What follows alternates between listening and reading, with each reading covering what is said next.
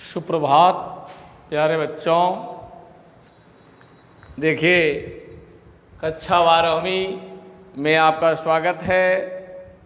विषय हिंदी, उप विषय गद्य, शीर्षक अशोक के फूल, लेखक डॉक्टर हजारी प्रसाद द्विवेदी। प्यारे बच्चों, इसके पूर्व हमने आपको डॉक्टर हजारी प्रसाद द्विवेदी का जीवन परिचय और अशोक के फूल का आविर्भाव पाठ हुआ। आज चलिए कुछ अशोक के फूल के बारे में आपको बताते हैं। देखिए, भारतीय साहित्य में इसलिए जीवन में भी इस पुष्प का प्रवेश और निर्मम दोनों ही विचित्र नाटकीय व्यापार है। ऐसा तो कोई नहीं कह सकता कि कालिदास के पूर्व भारतवर्ष में इस पुष्प का कोई नाम ही नहीं जानता था, परंतु कालिदास के काव्यों में जिस शोभा और सौकुमार्य का भार लेकर प्रवेश करता है वह पहले कहाँ था। उस प्रवेश में नववधू के गृह प्रवेश की भांति शोभा है, जो है गरिमा है, पवित्रता है और सुकुमारता है। फिर एकाएक मुसलमानी सल्तनत में की प्रतिष्ठा के साथ ही साथ यह मनोहर पुष्प साहित्य के सिंहासन से चुपचाप उतार दिया गया। नाम तो लोग बाद में भी लेते थे, पर इसी प्रकार जिस प्रकार बुद्ध विक्रमादित्य का अशोक को जो सम्मान कालिदास से मिला वह अपूर्व था। सुंदरियों के असृजनकारी जो है नुपुर वाले चरणों में मृदु आघात से वह फूलता था। कोमल कपोलों के कर्णावतंश के रूप में झूलता था और नील चंचल नील अलकों का अनचंचल शोभा को 100 गुना बढ़ा देता। वह महादेव के मन में क्षोभ पैदा करता था। मर्यादा पुरुषोत्तम राम के चित्त में सीता का भ्रम पैदा करता था। वास्तव में और मनोजन्मा देवता के एक इशारे पर कंघे पर से ही फूट उठता था। अशोक किसी कुशल अभिनेता के समान झम से रंगमंच पर आता है और दर्शकों को अभिभूत करके खप से निकल जाता है। क्यों ऐसा हुआ? कंदर्प देवता के अन्य वाणों की कदर तो आज भी कवियों की दुनिया में ज्यों की त्यों है।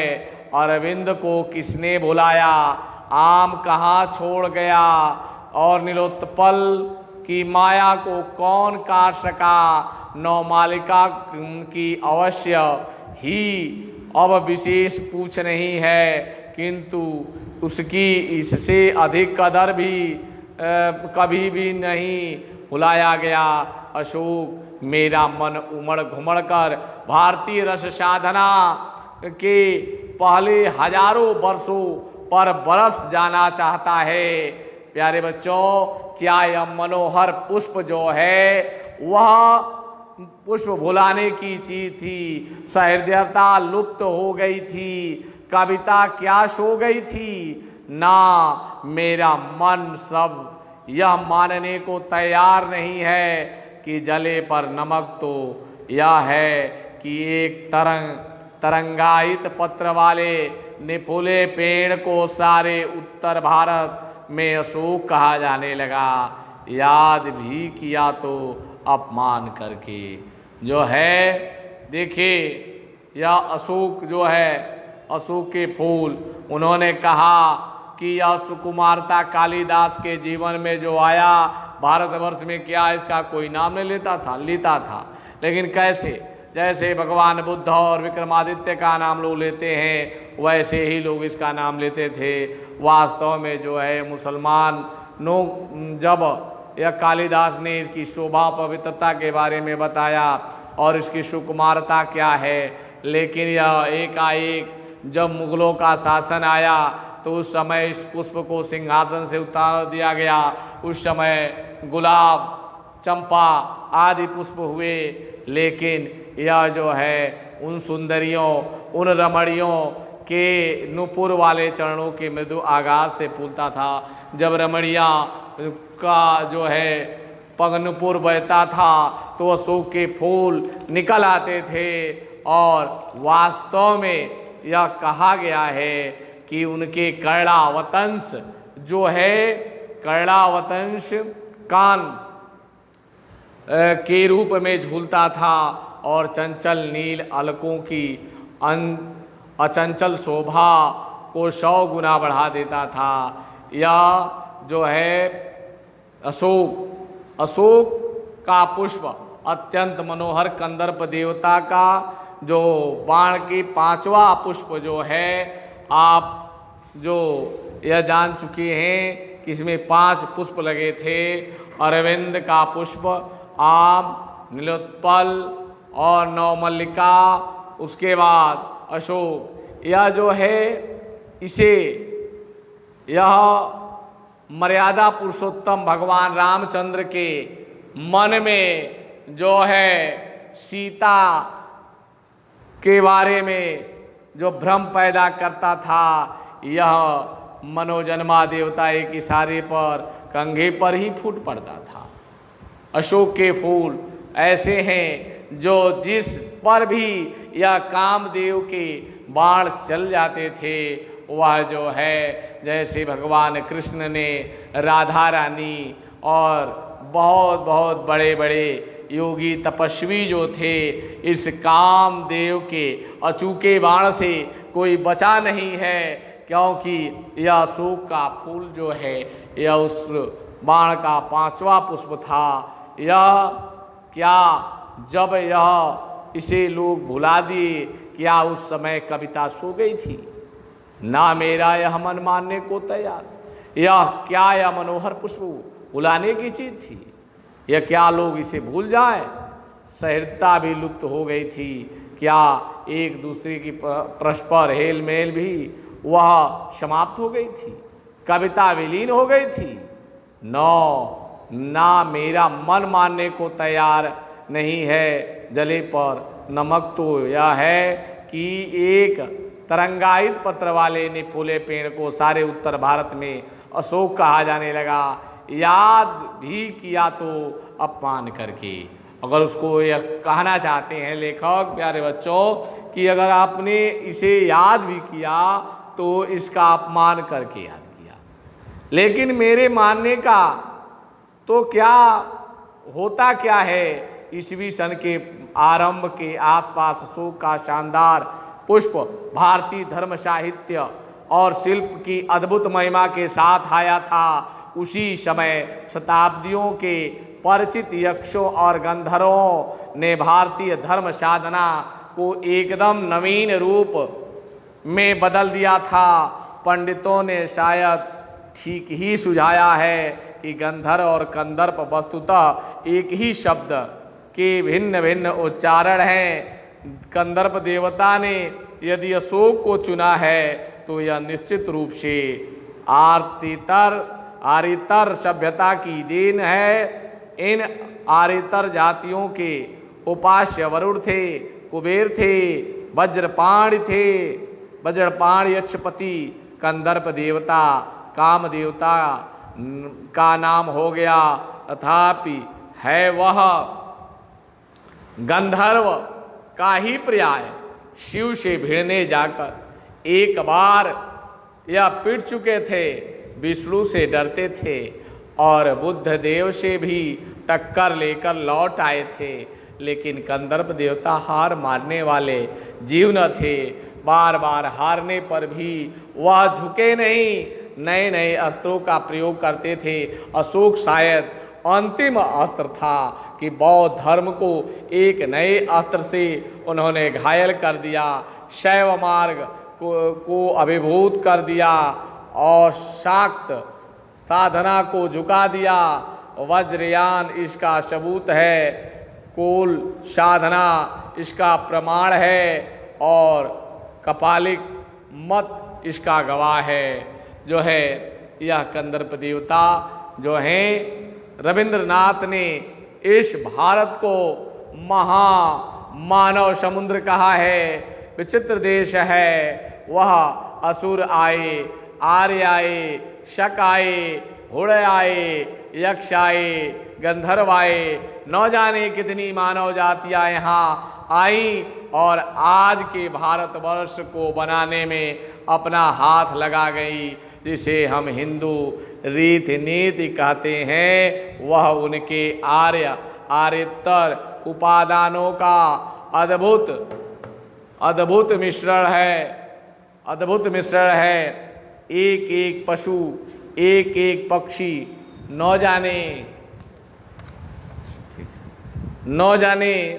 कितनी स्मृतियों का भार लेकर हमारे सामने उपस्थित है। अशोक भी अपनी स्मृति परंपरा है, आम का भी और बबूल की भी है, चंपे की भी है। सब क्या हमें मालूम है? वास्तव में जितना मालूम है उसी का अर्थ स्पष्ट हो सका है। न जाने किस बुरे मुहूर्त में मनोजन्मा देवता ने शिव पर बाण फेंका था और शरीर जलकर राख हो गया। और 52 पुराण के 6ठ अध्याय की गवाही पर हमें मालूम है कि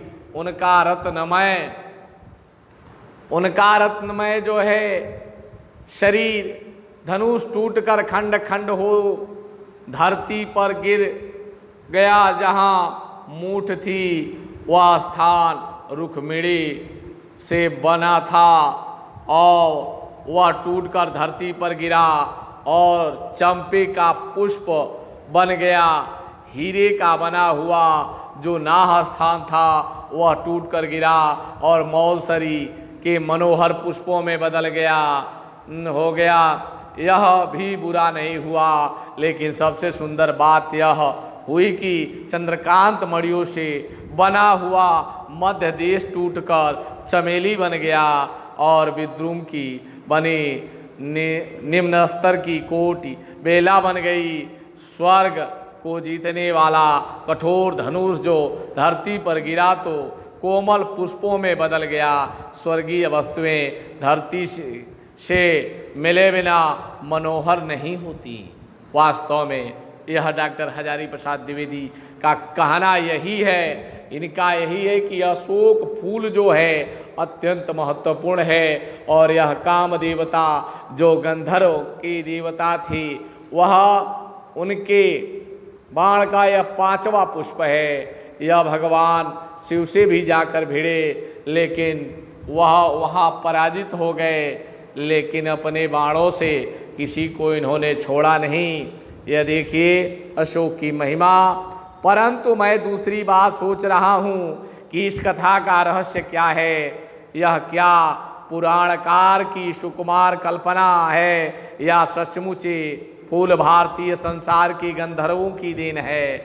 एक निश्चित काल के पूर्व इन फूलों की चर्चा हमारे साहित्य में मिलती नहीं। सोम तो निश्चित रूप से गंधर्वों से खरीदा जाता था। ब्राह्मण ग्रंथों में यज्ञ की विधि से यह विधान सुरक्षित रह गया। ये फूल भी क्या उन्हीं से मिले थे। देखिए जो भगवान शिव से जब ये भिड़ गए और वास्तव में इनके बाण जब गिरे तो पुष्पों में बदल गया। एक तो जो है कि चंपा का पुष्प बना, तो वास्तव में यह भी कहा गया है कि चंपा के पुष्प जैसा सुंदर पुष्प कोई है ही नहीं है। इन पुष्पक बाणों की महिमा देखिए। गिरने से वह जो चंपा का पुष्प बना, तो कहा गया चंपा के बारे में कि पुष्पेषु चंपा नगरीषु काशी नदीषु गंगा नरवरेषु रामाशु रंभा पुरुषेषु विष्णु काव्येषु माघ कवि कालिदास। वास्तव में चंपा का पुष्प पुष्पों में अग्रगण्य है, लेकिन इतने सुंदर सुंदर पुष्प होते हुए भी कामदेव ने अपने पुष्पक बाण में 5 पुष्पों को ही चुना। पहला था अरविंद का पुष्प, दूसरा आयाम, तीसरा नीलोत्पल, चौथा नवमालिका और 5वां यह अशोक जो है। कुछ बातें तो मेरे मस्तिष्क के बिना सोचे ही उपस्थित हो रही हैं। यक्षों और गंधर्वों के देवता कुबेर, सोम, अप्सराएं यद्यपि बाद के ब्राह्मण ग्रंथों में भी स्वीकृत हैं, तथापि पुराने साहित्य में आप देवता के रूप में ही मिलते हैं। बौद्ध साहित्य में बुद्धदेव को कई बार बाधा देते हुए बताए गए हैं। महाभारत में ऐसी अनेक कथाएं आती हैं जिसमें संतार्थिनी स्त्रियां वृक्षों के अपदेवता यक्षों के पास संतान कामिनी होकर जाया करती थीं। यक्ष और यक्षिणी साधारणतः विलासी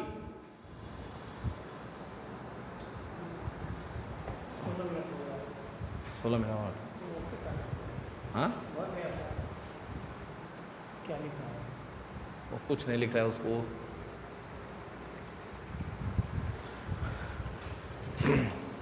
देखिए यह जो है विलासी उर्वरता जनक देवता समझे जाते थे। कुबेर को अक्षय निधि का अधीश्वर भी हैं। यक्षमा नामक रोग के साथ ही इन लोगों का संबंध जाता है। देखिए भरहुत बोध गया साची आदि के उत्कीर्ण मूर्तियों के संतार्थिनी स्त्रियों का यक्षों के सानिध्य के लिए वृक्षों के पास जाना अंकित है। उन वृक्षों के पास जो है अंकित मूर्तियां स्त्रियां प्रायः नग्न हैं, केवल कटिदेश में एक चौड़ी मेखला पाने हैं। अशोक इन वृक्षों में सर्वाधिक रहस्यमय है। सुंदरियों के चरण ताड़न में उसमें दोहद का संचार होता है और परवर्ती ग्रंथों से यह पता चलता है कि चैत्र शुक्ल अष्टमी को व्रत करने और अशोक की 8 पत्तियों का भक्षण करने से स्त्री की संतान कामना फलवती होती है। अशोक कल्प में बताया गया है कि अशोक के फूल 2 प्रकार के होते हैं, सफ़ेद और लाल। सफ़ेद को तांत्रिक क्रियाओं में सिद्धिप्रद समझकर व्यवहृत होता है और लाल अस्मरवर्धक होता है। जो है इन सारी बातों का रहस्य क्या है?